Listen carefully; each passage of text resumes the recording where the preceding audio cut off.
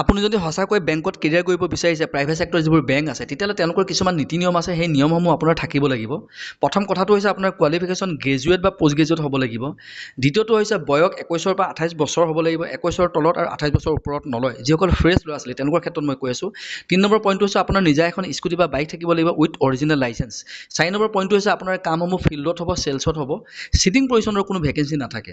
5 number পইণ্টটো হৈছে আপোনাৰ চেলেৰী 12 বা 13,000 টকা ষ্টাৰ্টিং উইথ ইনচেণ্টিভ যদি পাৰফৰ্মেঞ্চ ভাল হয় তেতিয়াহ'লে আপুনি ইনচেণ্টিভ পাব নতুবা কেৱল চেলেৰীহে পাব বেংকসমূহ হৈছে HDFC ICICI কোটাক ইণ্ডাছলেণ্ড য়েছ আৰু বন্ধন বেংক